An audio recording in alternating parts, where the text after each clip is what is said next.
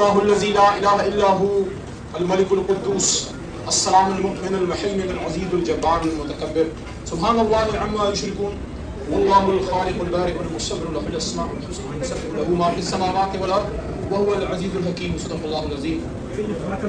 آئیے میرے سے کرنا زندگی کٹھن ہے قوموں کی زندگی. میرے لاہور بار کی ماڈل ٹاؤن کچہری کے وکلاء حضرات خاص کر سینئر بھی بیٹھے ہیں اور زیادہ تر ایک وقت تھا کہ میں جونیئر تھا لیکن اب جب میں دیکھتا ہوں تو عمر کے اس حصے میں زیادہ تر ینگ وکلاء سارے میرے چھوٹے بھائی ہیں. آپ سب کو میری طرف سے بہت السلام علیکم. اور coming here to Lahore bar is like coming home. تو میں ابھی لاہور بار میں صدر صاحب کے ساتھ بیٹھ کے وہاں بھی میں نے یہ بات کی اور یہاں ماڈل ٹاؤن کچہری لاہور بار کی ایکسٹینشن ہے یہاں بھی میں یہ بات کرتا چلوں کہ اللہ کی کرم سے ہمارا جو آپ کا جو میرا اور آپ کا اور ہم سب کا جو رشتہ ہے وہ اللہ سے وہ کئی جگہوں پہ اللہ تعالیٰ سے ہمارا بہت ایک تعلق مضبوط ہوتا ہے. میں آج بھائی جان ذرا تھوڑا سا توجہ, میں آج پاکستان تحریک انصاف کے ورکر کے طور پہ کم اور ایک وکیل اور ایک پاکستانی کے طور پہ زیادہ لاہور بار میں اندر میں آیا ہوں. اور میرے مخاطب صرف پاکستان تحریک انصاف کے وکلاء نہیں ہے کیونکہ بار کا پروگرام ہے اور میں مسلم لیگ نون پیپلز پارٹی اور جمعیت جماعت تمام جو ہمارے وکیل بھائی ہیں پہلے ہم مسلمان ہیں اس کے بعد پاکستانی ہیں اس کے بعد کسی جماعت سے ہمارا تعلق ہے تو سیاست بھی کرتے رہیں گے لیکن کچھ باتیں میں آج اپنے دل کی لاہور بار میں یہ کرنا چاہتا ہوں جو ایسا پاکستانی میں کرنا چاہتا ہوں. اور میں اپنے دل کا تھوڑا سا ایک درد سامنے رکھے پھر ایک عاجزانہ درخواست اور دعوت بھی سامنے رکھوں گا اپنے چیئرمین لاہور کے بیٹے فرزند لاہور فرزند پاکستان عمران خان صاحب کی طرف سے. لیکن سب سے پہلے اپنے دل کا تھوڑا سا درد, میں وکیل کیوں بنا؟ میں تو پری انجینئرنگ کا طالب علم تھا اور آپ میں سے بہت سے اسٹوڈنٹس اور وکلاء جو ادھر بیٹھے ہیں سوائے جنگ کے جو سینئر ماشاء اللہ تشریف فرما ہیں زیادہ تر اس وقت شاید آپ اسکول میں ہوں گے جب میں پری انجینئرنگ کر رہا تھا. یہ وہ زمانہ تھا ارلی 90s کا مڈ 90s کا جب پاکستان میں دو پروفیشن کا بوم تھا میڈیسن پلس انجینئرنگ. ہم بھی چلے گئے انجینئرنگ بھی کر لی انجینئرنگ یونیورسٹی میں بھی چلے گئے ڈگری بھی لے لی جاب بھی شروع کر دی. اس سے پہلے BSc کمپیوٹرز بھی کر چکا. So I was basically a science student. What urged me to join law. یہ جو لوگ وکیل کو کہتے ہیں نا کہ وکیل نے پاکستان بنایا ہے, ٹھیک ہے, وکیل نے پاکستان بنایا ہے. کوئی ہمیں پاکستانیت نہ سکھائے, کوئی ہمیں پاکستان کے اداروں کی اپنی پاک فوج کی اپنے سپریم کورٹ اپنے اور اداروں کی عزت نہ سکھائے. وکیل سے نہ زیادہ کلچرڈ کوئی ہے نہ وکیل سے زیادہ پڑھا لکھا کوئی ہے. مجھے آج بھی اپنے استاد محترم عبداللہ جان ثانی صاحب کی بات یاد ہے. انہوں نے مجھے ایک بات فرمایا, دیکھو میں چونکہ انجینئرنگ کر کے آیا تھا تو میری بیک گراؤنڈ کو پتا تھا, دیکھو جتنا بھی دنیا میں پڑھا لکھا بندہ ہو, جتنا بھی پڑھا لکھا بندہ ہو, انجینئرنگ میں ڈاکٹریٹ کر لے, میڈیسن میں کر لے, کسی اور فیلڈ میں, nobody calls you a learned counsel. So when we are standing at the bar in front of a judge, so when we address each other, when the court addresses us, ہمیں کیا کہتے ہیں؟ learned counsel. وہ کیوں کہتے ہیں؟ کیونکہ ہم نے ہر چیز پہ محنت کرنی ہے. انجینئرنگ یا میڈیسن کی ڈگری لینے کے لیے بڑی محنت کرنی پڑتی ہے لیکن پھر وہ محنت آگے تھوڑی سی نسبتاً کم ہوتی جاتی ہے. when you have got a good booming practice in medicine, وہ پھر آپ زیادہ اس میں لگ جاتے ہیں. میڈیسن آپ آپریشنز کر رہے ہیں, انجینئرنگ میں آپ فیلڈ میں بریجز بنا رہے ہیں, جیسے میری فیلڈ ہے سول انجینئرنگ کی. وکیل ہر رات CSS کا ایگزام دیتا ہے. جتنا بڑا وکیل ہو, ایس ایم ظفر ہو, کوئی ایک بروئی کیوں نہ ہو, کوئی جو ہے کوئی اور بھی بڑا نام لے دے, کوئی اور کوئی کیوں نہ ہو, جتنا بڑا نام ہوگا اتنی غلطی کی گنجائش کم ہے. رات کو اگر آپ نے اپنا کیس نہیں تیار کیا جس کے آپ نے 1.5-2 کروڑ روپے بھی لیے, کل کو آپ نے 2 آرگومنٹ سپریم کورٹ میں, ہائی کورٹ میں یا سول یا سیشن جج کے سامنے غلط بول دیے, آپ کی ساری ریپوٹیشن گئی بات. سو ہم پہ ہر وقت ٹینشن ہوتی ہے وکیل میں. مجھے یاد ہے جب میرے استاد محترم فوت ہوئے, ان کی سیٹ کو مجھے سنبھالنا پڑا. میرے 3-4 استاد محترم بہت مختلف اوقات میں کچہری میں اور تھے, سول کورٹ مردان میں, ہائی کورٹ پشاور میں اور سپریم کورٹ میں حامد خان صاحب اور لالا تھے میرے پشاور ہائی کورٹ. تو میں آپ کو یہ بتاؤں کہ اتنی ٹف لائف ہے وکیل کی, اتنی ٹف لائف ہے وکیل کی. تو میں کیوں وکالت میں آیا یہ میں آپ کو کہنا چاہتا ہوں. ہمارے پیشے کی عظمت کیوں ہے؟ ایک انجینئر اپنی انجینئرنگ اور کمپیوٹرز کی 2 ڈگریاں چھوڑ کے وکالت کیوں کرنا چاہ رہا ہے؟ 2004 کی بات ہے, جب میں انجینئرنگ میں اپنی فیلڈ میں تھا, میں کرپشن دیکھتا تھا. میں دیکھتا تھا ہر ڈپارٹمنٹ میں کرپشن ہے. اور ایک ینگ مائنڈ 28-29-30 سال کا میرے ذہن میں ایک خیال آیا کہ یار اس ظلم کے خلاف لڑائی, اس کے ساتھ کیا کریں گے؟ کیا اسی طرح کرپشن کرتے کرتے یا اس کو سہتے سہتے مر جائیں گے؟ اور اس سسٹم میں جس میں کرپٹ سسٹم ہے میرے بھائیوں, میری وکیل برادری, اس میں اگر کوئی ایماندار آدمی ہے, that person becomes a misfit. آپ کو پھر کھڈے لائن کر دیا جاتا ہے, کہتے ہیں یہ نہ سمجھا ہے, چھوڑو اس کو. آپ یا سسٹم کے ساتھ چلیں گے یا آپ کو کھڈے لائن کر دیا جائے گا. نہ میں کھڈے لائن بننے کے لیے تیار تھا, کیونکہ میں کھڈے لائن بننے کے لیے نہ میں پیدا ہوں نہ پیدا ہوئے.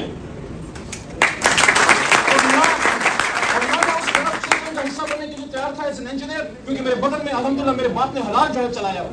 तो फिर उस वक्त मेरे जहन में ख्याल आया कि दो काम कर सकते हैं, या सीएसएस करूं या लॉ। लेकिन सीएसएस में फिर मैंने सोचा कि उसका सर्कमफ्रेंस बड़ा छोटा है। At the most you become a DPO in some concern district, at the most you will become a commissioner और a deputy commissioner. So what, आप क्या कर सकेंगे, आप फिर उस सिस्टम का हिस्सा बन गए ना जी। तो एक पेशा मुझे नजर आया और वो था वकालत। कि मैंने सोचा कि कलम की ताकत से जिहाद करेंगे, जिहाद बिल माल, जिहाद बिल जान, जिहाद बिल लिसान। तो ये हमारा जिहाद है। मैंने कहा अल्लाह से हमारा बहुत मजबूत रिश्ता है। वो क्यों है? अल्लाह करीम फरमाते हैं नून वल कलम वमा यस्तरून, कसम है कलम की और जो लिखते हैं। लेकिन अफसोस कि हम में से हम लोगों को अपने कलम की शायद उतनी कदर नहीं है जितना उसका मयार है, जितना उसका एक मकाम है अल्लाह ताला के दर में। क्योंकि अल्लाह कलम पे कसम खाता है और क्या कहता है, कसम है कलम की, इसकी और जो लिखते हैं। तो ये हमारा इतना कितना मजबूत रिश्ता है। अभी मैंने वहाँ राव साहब के साथ वहाँ बार में जब हम बैठे थे, कुछ खिलाफ छोटी सी महफिल थी, वहाँ मैंने एक बात की और यहाँ भी ये बात करता चलूँ। फिर अपनी बात आगे बढ़ाता हूँ और समेटता हूँ, क्योंकि ज्यादा लंबी बात नहीं करना चाहता। मैं यंग वकील को कहना चाहता हूँ, मेरे उस्ताद मोहतरम ने एक बार मुझे बताया कि मैं जब यंग वकील बन के आया तो केसेस नहीं होते थे, मैं जुल्म देखता था कचहरी में, मैं मायूस हो गया। कहते हैं मैं मायूस हो गया, मैंने वकालत छोड़ दी, मैं घर बैठ गया। कहते हैं मेरे उस्ताद मोहतरम ने अपना मुंशी मेरे पीछे भिजवाया। हम जो यंग वकील होते हैं उस्ताद से ज्यादा मुंशी से डरते हैं, क्योंकि सारा काम उसके पास है। बहरहाल कहते हैं मुंशी भिजवाया। आप अब्दुल्ला साहब इस दुनिया में नहीं है।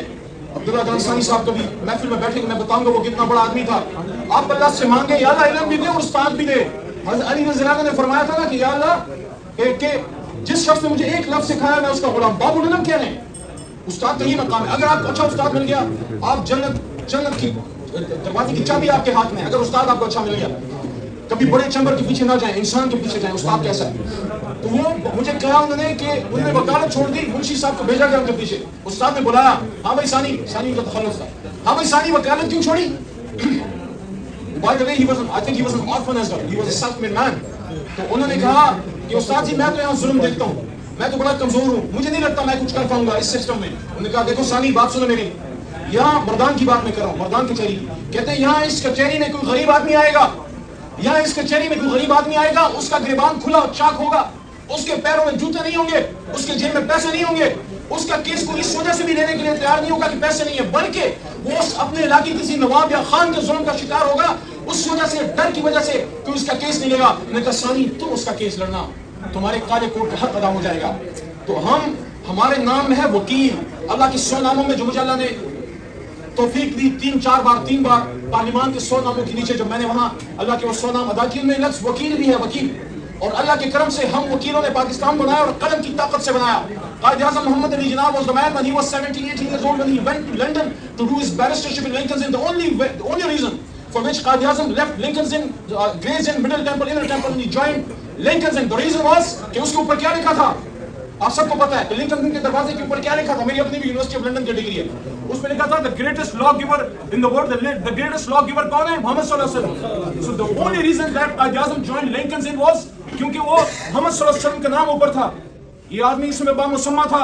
अगर किसी ने मोहम्मद अली जिन्ना की जिंदगी स्टडी कर ली, वो किसी वली से कम नहीं था। जो पिछले 1000 साल में वो आदमी जो अल्लाह के नाम पे पाकिस्तान दे गया हमें। कायद-ए-आज़म मोहम्मद अली जिन्ना की एक स्पीच है, एक तो 25 जनवरी सन 48 की है जो कराची बार को की थी। वो हर वकील, छोटे वकील जो हमारे जूनियर्स हैं, बच्चों को मैं कह रहा हूँ जो जूनियर्स हैं, आप असबर कर लो, जिस तरह कुल होल्ला पढ़ते हो, एक वकील को कायद-ए-आज़म की कुछ स्पीचें याद होनी चाहिए। One of those speeches was that in which in 1948 in the addressing the Karachi bar, जब एक लोगों ने गुलगुला मचाया, कंफ्यूजन फैलाई कि जनाब पाकिस्तान का आईन क्या होगा आगे। अगले दिन कायद-ए-आज़म आगे बार में आ गए, कहीं और नहीं गए मेरे भाइयों। मैं वो कल अपने भाइयों से कह रहा हूँ, कहीं और नहीं गए। The most appropriate place Quaid-e-Azam Mohammad Ali Jinnah deemed it proper to go and address the people was the very place from which he belonged, जहां से उनका ताल्लुक था, वहीं गए और वहीं बात की। उन्होंने कहा व्हाट इज दिस कंफ्यूजन? ये मेरे पास उस स्पीच की रिटन मौजूद है। कहते हैं what is this confusion? Urdu में उसका मफहूम ये है कि इस्लाम आज भी उतना रेलेवेंट है। लोग कहते हैं कि पाकिस्तान का आईन क्या होगा, क्या शरिया होगा, कहते हैं इस्लाम आज भी उतना रेलेवेंट है जितना आपसे उस जमाने में 1300 साल की बात होती थी, जितना 1300 साल पहले इस्लाम और कुरान रेलेवेंट था। और उन्होंने क्लियर डायरेक्शन दी कि पाकिस्तान का आईन कुरान पे बेस होगा। चाहे 25 जनवरी 1948 का उनका स्पीच पढ़ने टाइम नहीं है, वरना मैं पढ़ देता आपको। और एक और बात करके फिर अपने नुक्ते की तरफ आता हूँ। कायद-ए-आज़म मोहम्मद अली जिन्ना, देखें आखिरी जिंदगी में जब इंसान मौत को सामने देख ले, बहुत सी उसकी चीजें उसको सामने आती हैं, वो फिर हक सक पे बात करते हैं। भाई वो आदमी जो 7 साल अपनी टीवी छुपा गया कि मुल्क बन जाए, गांधी नेहरू को पता ना लगे कि कायद के अंदर जो है टीवी है, कहीं ऐसे ना उसको प्रोलॉन्ग कर दे और पाकिस्तान ना बने। सिपी दरबार 1948 में वो तारीखी कलमात एक बार फिर अदा किए। उन्होंने फरमाया, It is my firm belief that our true salvation lies in following the golden rules of conduct set for us by the great lawgiver of Islam. Let us lay the foundations of our democracy on true Islamic principles of social and economic justice. एक ये बात कि way forward Pakistan का क्या होगा, आईने पाकिस्तान क्या होगा, और एक बात और, मैंने स्टेट बैंक के ऑफिशियल्स को और बजट सेशन में 2013 से आज तक हर बजट सेशन में कायद आज़म की 1948 की स्टेट बैंक की स्पीच का हवाला दिया कि हम अपने कायद आज़म के नजरियाती तौर पर उनकी अमानत के खयानतदार हैं। हमने उनकी बातों में खयानत की है जो उन्होंने स्टेट बैंक को डायरेक्शन दी थी। उन्हें फरमाया था cash and watch with keenness, और ये पढ़ें, वो कलाइस को पढ़ें और आप सूद के खिलाफ खड़े हो। मैंने खुद अपने लेवल पे सूद के खिलाफ जहाद का आज़म किया है और कुछ लोगों से राब्ते में भी हूं। और मैं आपको ये कहना चाहता हूं, ये जब तक सूदी निजाम से नहीं पाकिस्तान निकलता, पाकिस्तान कभी भी नहीं उठ सकता। ये मैं आपको बता दूं, जब तक अल्लाह के रास्ते पे नहीं डालेंगे। उन्होंने फरमाया था स्टेट बैंक ऑफ पाकिस्तान को, founder of Pakistan, the governor general of Pakistan, barrister Mohammad Ali Jinnah, वो क्या कहते हैं कि I shall watch, state bank को कह रहे हैं कि I shall watch with keenness the work of your research organization in devising the banking principles in accordance with the Islamic banking principles. और वो कहते हैं कि we should give the West a new economic system. वो फिर ये भी कहते हैं, आप पढ़े वो 48 की स्पीच, वो कहते हैं कि the western economic system has given the world nothing but 2 world wars, let us give them our economic system. क्या हमने दिया? नथिंग। इस पे अब हमने काम करना है। जिस भी जमात में आप हो, खुदारा अल्लाह हमसे 3 सवाल पूछेगा। अली मोहम्मद, तुझे जवानी दी कहां यूज की, तुझे थोड़ा बहुत इल्म दिया कहां यूज किया, तुझे पैसा दिया कहां यूज किया? हमारा जवाब ये होना चाहिए, अल्लाह जवानी दी इस्लाम पाकिस्तान पे निछावर कर दी, कलम दिया इस्लाम पाकिस्तान पे निछावर कर दिया, थोड़ा बहुत माल दिया, कुछ अपने बच्चों पे नान और फके पे लगाया, because that is our responsibility to take care of our kids and parents. और उसके बाद जो मिला इस्लाम पे, जो मिला पाकिस्तान पे लगाया, क्योंकि the graveyard of world is full of indispensable people. आज पीरजादा साहब भी कब्र में मौजूद हैं, आज एक बरोही भी नहीं है, आज कॉर्नेलियस साहब भी नहीं है। Everybody has to perish. The only thing which is remained is what? وَمَا تُقَدِّمُوا لِأَنفُسِكُم مِّن خَيْرٍ تَجِدُوهُ عِندَ اللَّهِ। जो तुम अल्लाह के रास्ते में लगाओगे उसको अल्लाह के यहाँ पालोगे। तो आज जो मैं आपके पास आया हूँ, एक तो अपने दिल का दर्द कि जिस भी जमात से हमारा ताल्लुक हो, मजबूत जुड़े रहे, नून लीग मियाँ साहब की माने, हमारे वाले खान साहब की माने, लेकिन एक बात मेरी याद रखें, जहां अपने लीडर की बात इस्लाम और कायद आज़म और पाकिस्तान के खिलाफ नजर आए, उसकी बात को दीवार पे मारो। पाकिस्तान की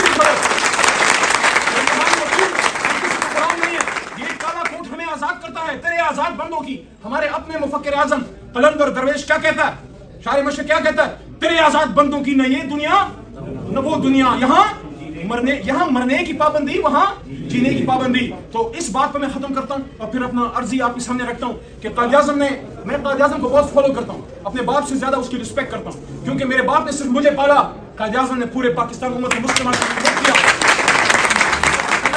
कायद आज़म कहते हैं, सन 38 में कायद आज़म की आखिरी बात सुने, थोड़ी सी 1 मिनट मुझे और दे दें, कि a Muslim is not born to give up. A Muslim is not born to give up. He is forced to be enslaved. 1938, अभी 47 में नहीं हुआ. A Muslim is not born to give up. If he is forced to be enslaved, he'll become Babar or he'll emerge as Sultan Tipu. He'll happily embrace martyrdom, but he will never accept slavery. आप accept करोगे? No.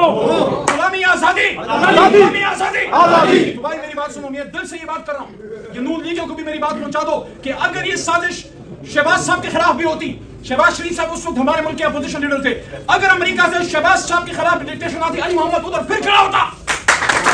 अगर मेरे मुल्क का वज़ीर आज़म, मेरे मुल्क का अपोजिशन लीडर और वज़ीर आज़म इस्लामाबाद के फैसले, जिस तरह सूफी मोहम्मद बरकत अली साहब कहते थे कि वक्त आएगा कि दुनिया के फैसले इस्लामाबाद की हाँ और ना में, दुनिया की हाँ और ना होगी। ये किस वक्त पे हम जी रहे हैं? एक वो जमाना था जब शाह मदीना खत लिखा करते थे, दुनिया को खत जाते थे शाह मदीना के और उसके बाद उमर फारूक रज़ियल्लाहु अन्हु के कि इस्लाम कबूल कर लो वरना ये शराइत ये मसाइल है। आज ये वक्त आ गया है कि मोहम्मदियों को इस्लाम के नाम पे बने हुए मुल्क न्यूक्लियर इस्लामिक स्टेट को वेस्ट से, अमेरिका से, सहूलियत से लेटर आएंगे कि इस आदमी को निकालो, इसको निकालो तो तुम्हारे साथ हम सहूलियत से चलेंगे। नहीं है तो उसके बाद things will get tough for Pakistan. We will not accept dictation of US. We as Arabs stand against dictation. We more than indigenous. Pakistan के फैसले, इस्लामाबाद के फैसले इस्लामाबाद में होंगे। इमरान खान बैठे, नवाज शरीफ बैठे, जो भी बैठे, मेरा उससे कोई काम नहीं है। ये फैसला पाकिस्तान के अवाम ने करना है। ये फैसला इस्लामाबाद में होना है, पाकिस्तान की करीब कूचों में होना है, काला शकाकू में होना है, बाजवर में होना है, ममन में होना है, ये तेल में होना है, ये कोटा में होना है, ये वाशिंगटन में नहीं होना है भाई।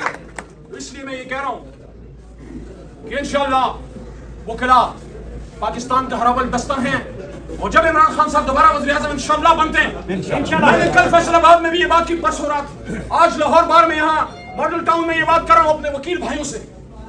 उमर रज़ियल्लाहु अन्हु से सवाल हुआ था ना जी, हुआ था कि दूसरा कुर्ता कहाँ से आया।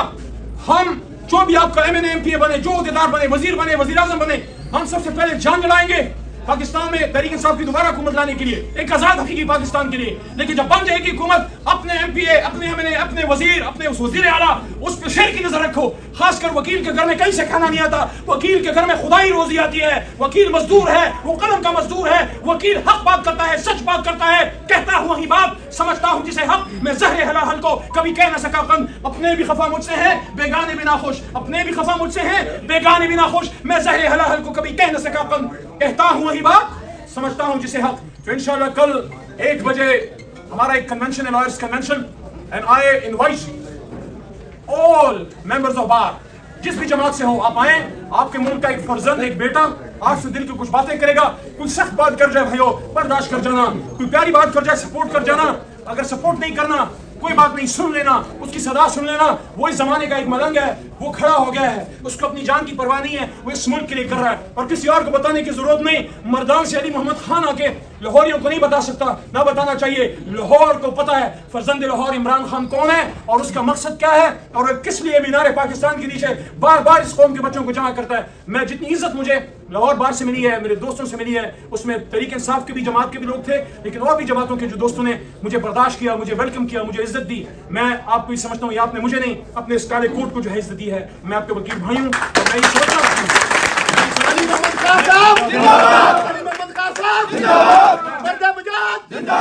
میں یہ آخری بات, اور میں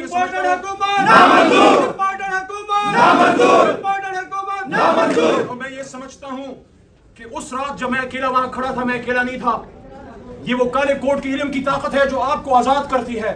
ایک اکیلا قائد اعظم کھڑا تھا نا, وہ کہا تھا نا, اس نے کہا تھا نا کانگریس آئی سے, انہوں نے کہا تھا کہ ایک ہمیں محمد علی جناح دے دیتے.